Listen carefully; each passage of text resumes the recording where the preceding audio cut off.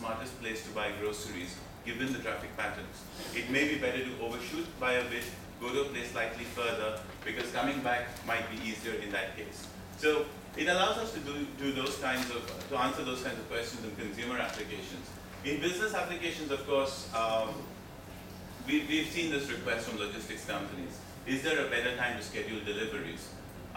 Is there a better route to schedule deliveries? So currently, when you do waypoint analysis, and you try and say that, okay, we should go from A to B to C to D, you don't consider traffic, you just consider distance and traveling speed. But what we can add on is, how much time does it take you to go from A to B in the morning? How much time does it take you to go from B to C in the morning? And so forth. Because then you can say, actually, if we started our deliveries from D, we would always be going against the traffic flow, and we'd be perfect. We'd be able to achieve the same coverage, perhaps in 10 minutes less or 15 minutes less. So that's the kind of, catchment analysis is smart, but to add on traffic data as another input there allows us to come up with even smarter applications. Just the final touch on government applications like traffic impact analysis. So because we collect the data all the time, what we can do is we can tell you what is the impact of opening a new mall on a particular road. We can even tell you things like if you're building, let's say a condominium, which is on the corner of a road, which of the two roads should you have the drive-out exit on? Because from there you can say that, okay, if it's on road A, you can get to business district in about 8 or 10 minutes. But if it's on road B, you may have to go somewhere, take a U-turn, and then get back onto the expressway, in which case it would jam up the roads further.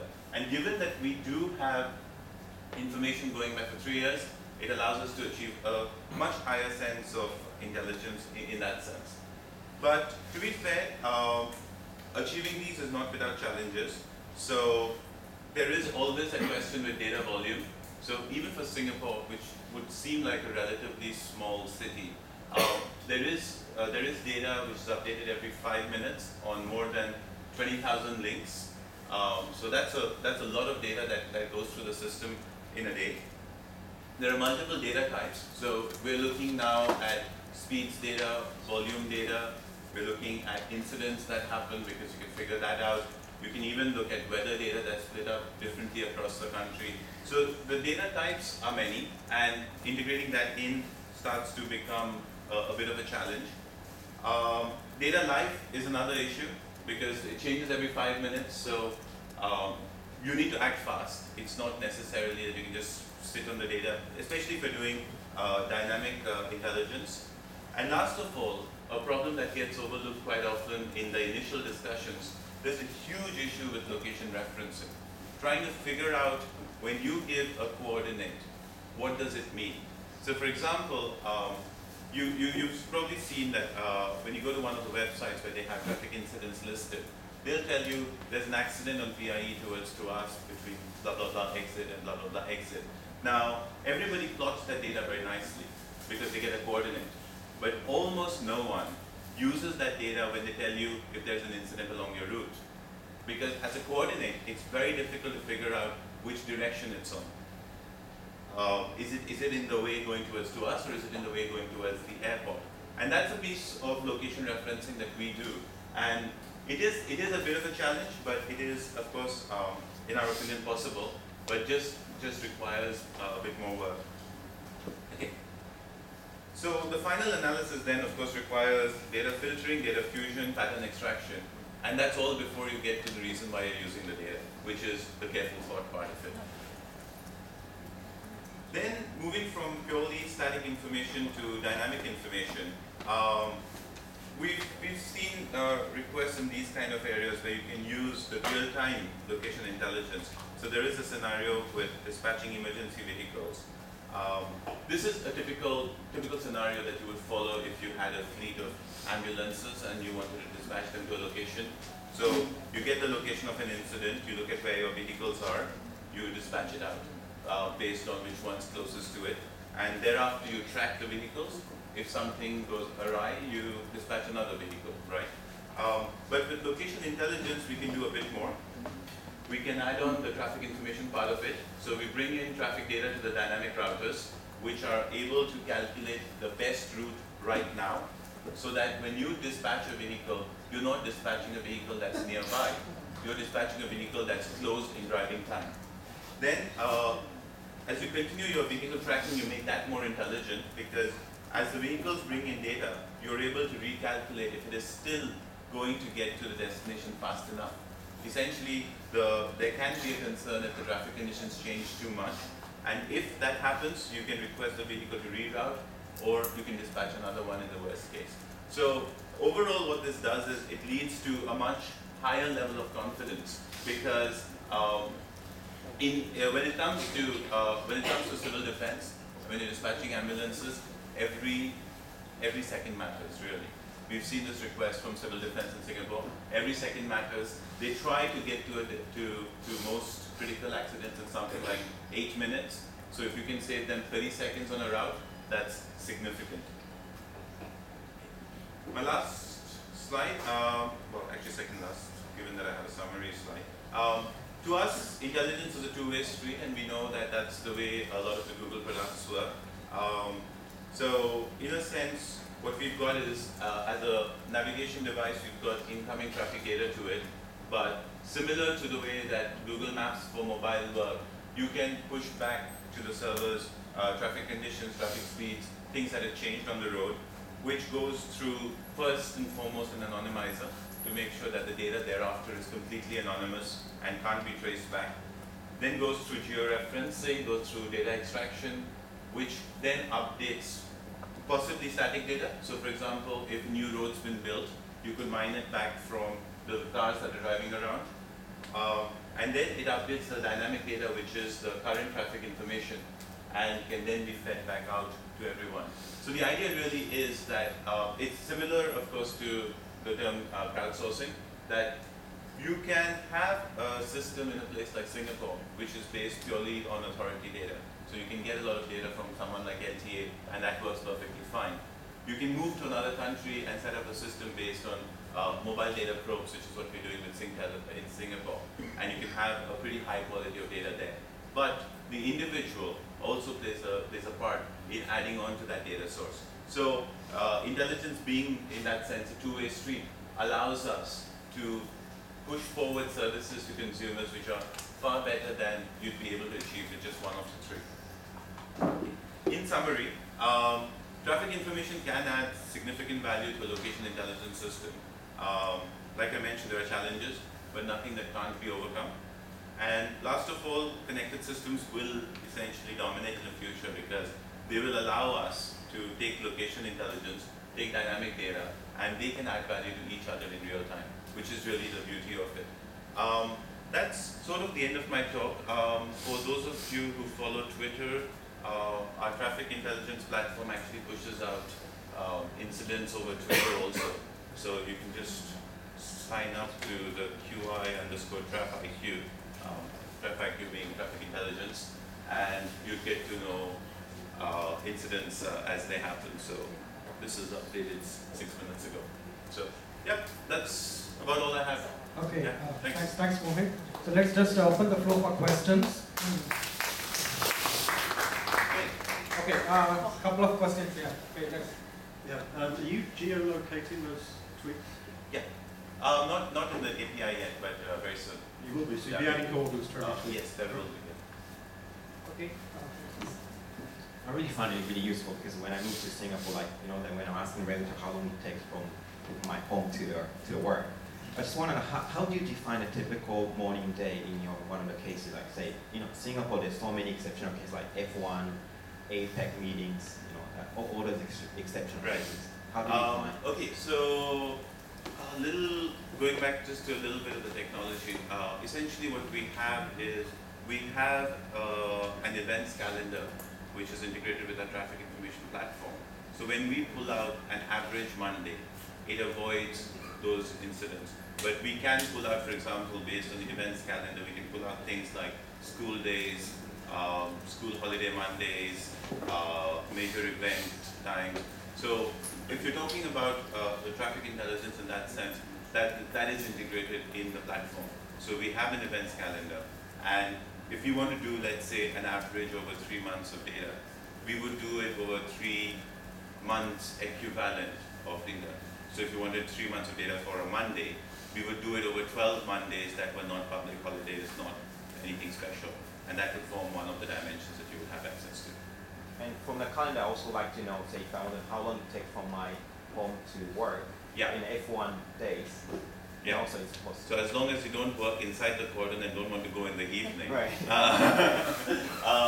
You can do that actually, because it's not, I mean, there's nothing very specifically difficult about it actually. How do you get the map data and also the traffic data?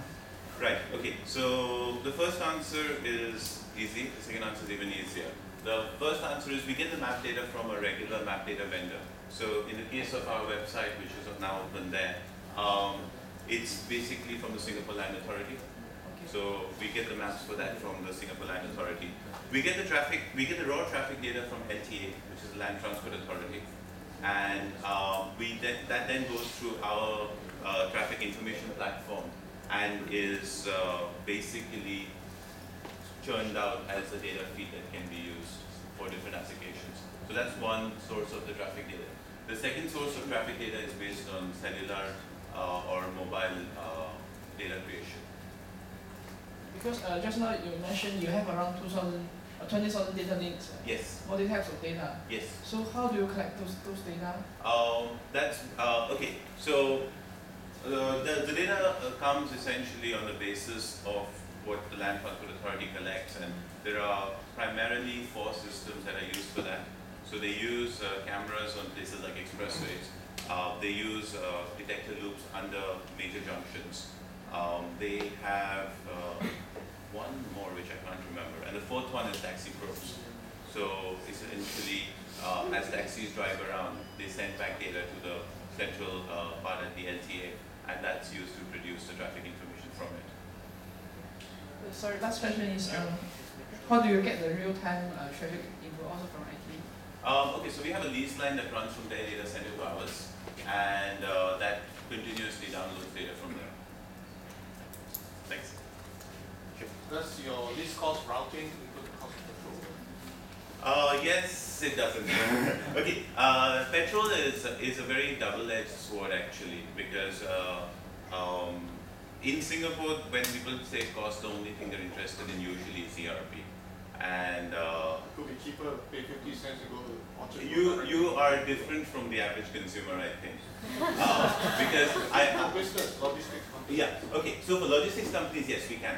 Our routing engine allows it, but this particular output doesn't consider it, because there is a slight complication when it comes to petrol costs, because you can't, normally when you calculate petrol costs, you base it purely on distance. However, if you're driving down Orchard Road at 10 kilometers per hour, that distance you cover will probably consume more petrol than driving on the expressway for 2 kilometers, because you're going at a speed of 90. So that calculation does get a bit complex. But if you want to base it purely on distance, it's very easy for our engine to consider that. That's not an issue at all, actually. That'll be a great answer.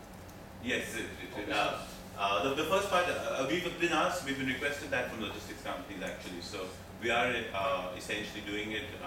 We just don't have it on the consumer portal.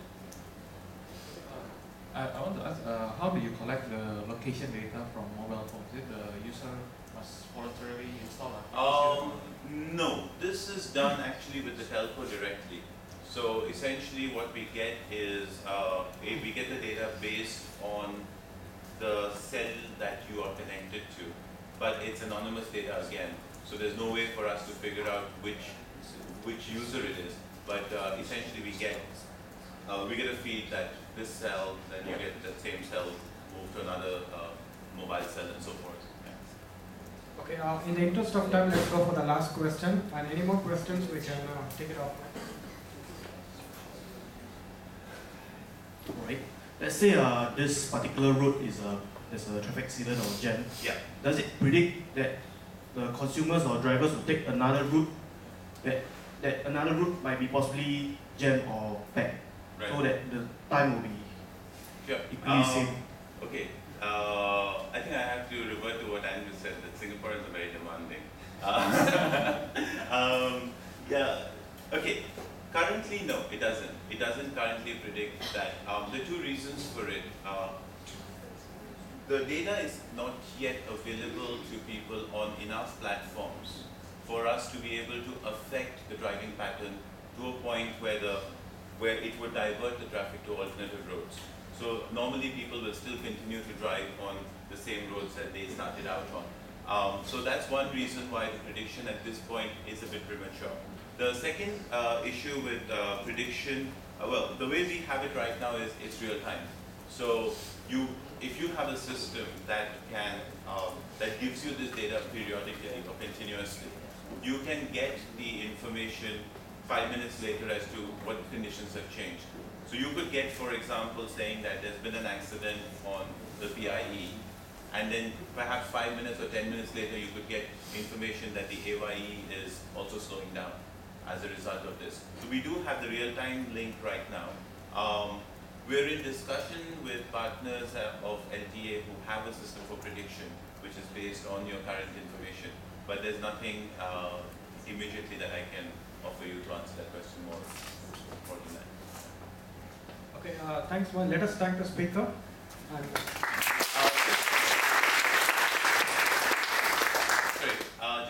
Just to note that unfortunately I'm going to have to disappear really soon, but my colleagues are back there with long hair.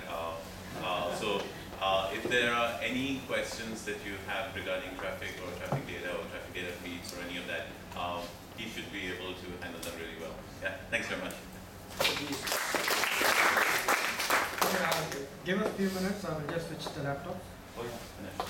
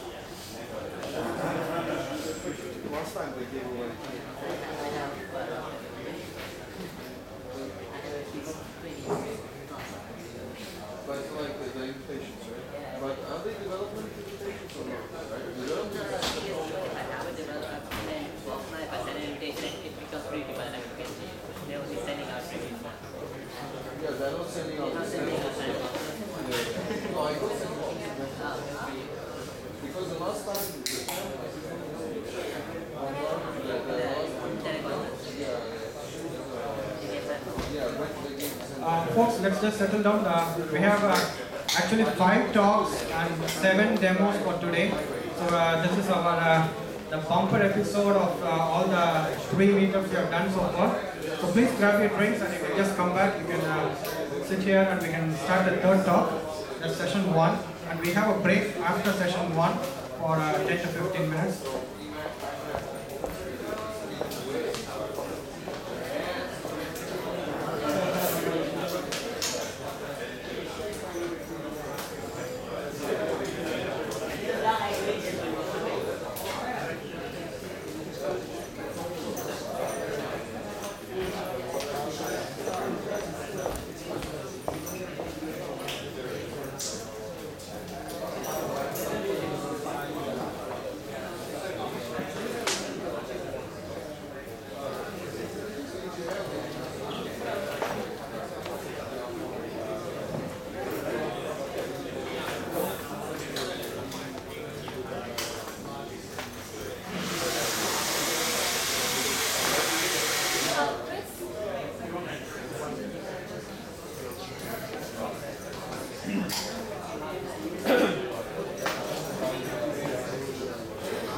Okay, I would like to invite now Mr. Jeremy Lee. Jeremy Lee is from StreetSine.com.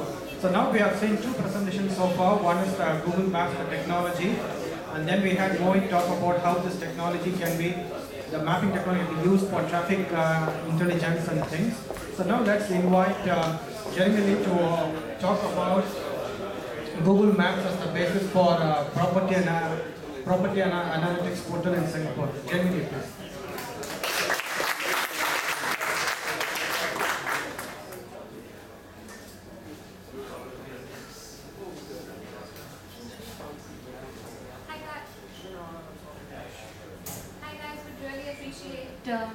If all of you could pay attention. We're just going to have a break after this, and so it's just going to take about 15 to 20 minutes, so let's just be seated, okay? Alright. Good morning everyone, or yeah, it's afternoon now.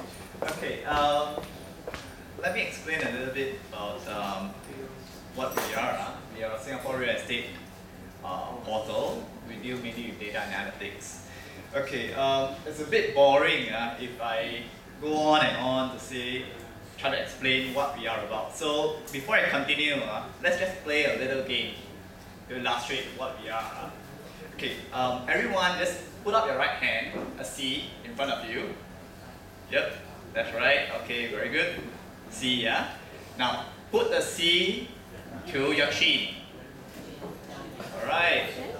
Okay. How many of you really put it at the chin? I see that 90% of them put it at the forehead, right? Okay, because basically seeing is believing. That's the power of visualization. You see and you repeat. But what you hear, you just, one way in, one way out, basically. So that's exactly what we are all about, We use the maps, Google Maps, to allow real estate agents to visualize and present it to their clients. Because today, a lot of real estate agents, when they go out to represent their clients, they will have to, most of them are just talking shop. They talk shop. They say that yes, this is near an amenity, yes, the prices are very good, but whatever you hear is not as powerful as being able to allow them to visualize and what they see on the maps, what they see on the reports. So that's exactly what we do actually. So we are super crunchers in a way that we take information from many, many sources, crunch it and present it and into a visualization and use Google Maps as a primary organization technology behind our entire portal. Right? Okay, this is some of the technologies that we use. Google Maps API, Google Static Maps API, and we use Google Web Toolkit, GWT, to make sure that the people, when our real estate agents present to their clients, they are not distracted with a lot of page refreshes. Yeah, so it is like a thick client application, although it's web-based, and that is what GWT allows you to do. Alright, and of course we also do other server-side Java technologies like Spring Hibernate and everything. So without further ado, let me show you a live demo of the website and what we are really about. Okay.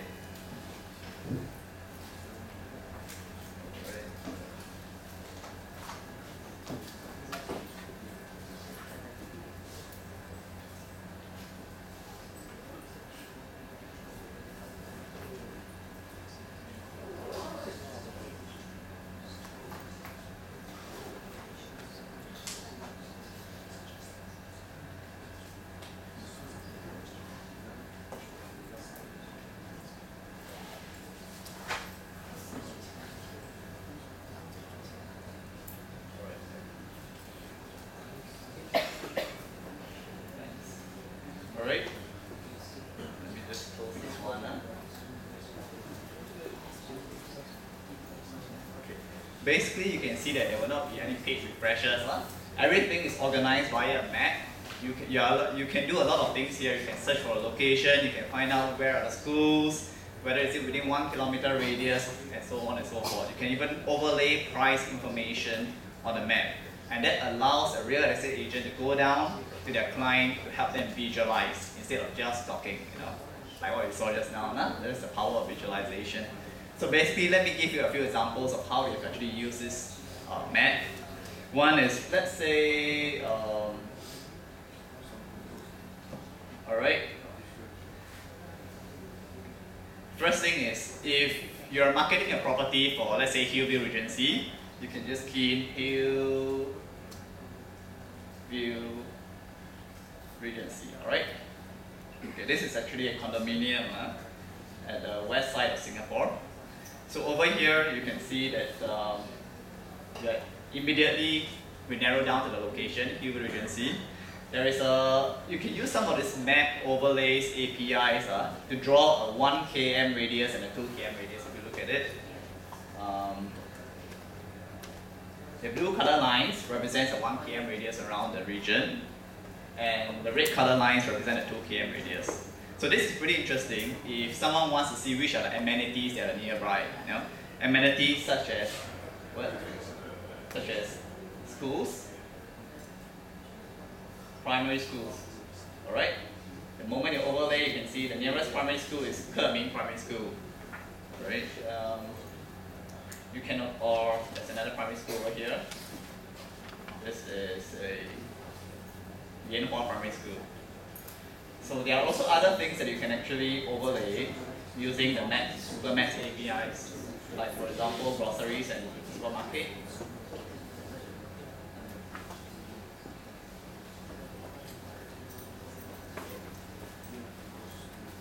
Cold storage, real no.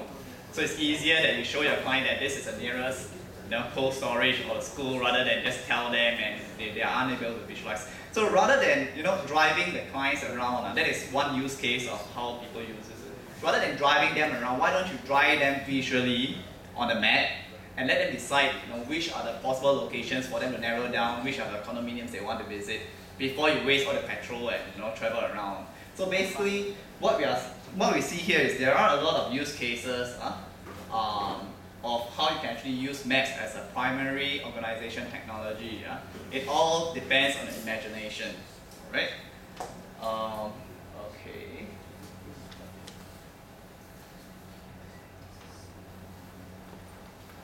And say for example, if I'm looking at moving to a place near Henry Park Primary School, say for example.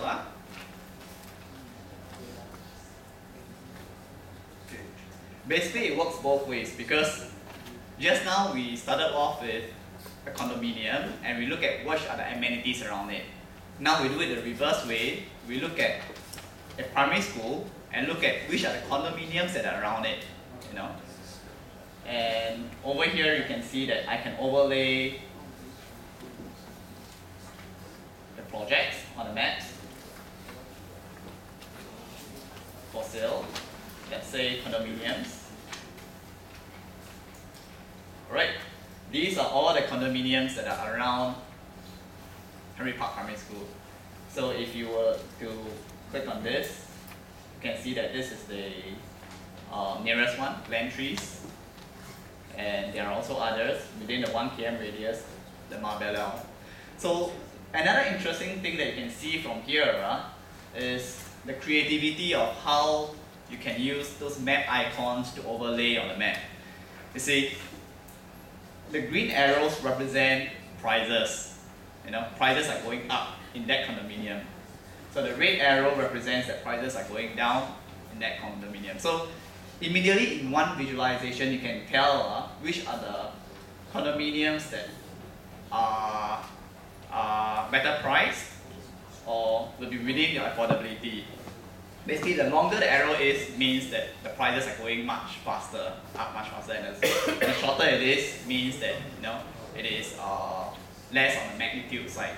So basically, you can program your the API to combine information on data, pricing, property price data, analyze it, and represent it visually on the map. So that's basically what you can do. And for example, we can see the huge arrow over here, say this one. We say prices are going up. Let's just verify it. Alright, transaction data, sale price, And you can see this is the PSF price range. Alright? This information comes from another source. Basically, you crunch it, but basically you are able to organize it onto the map. You know?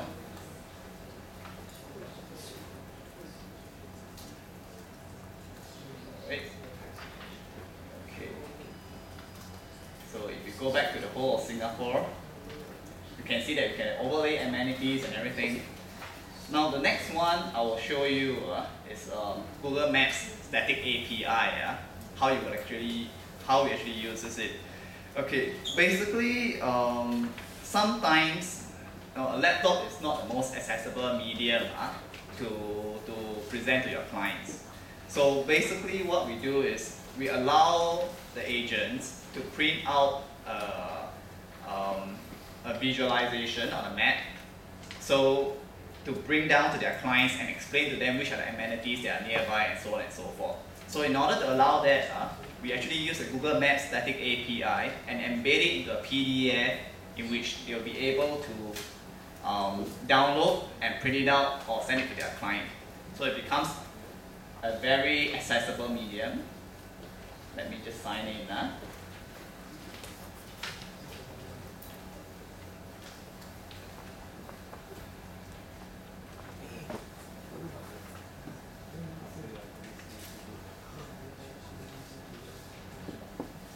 Alright.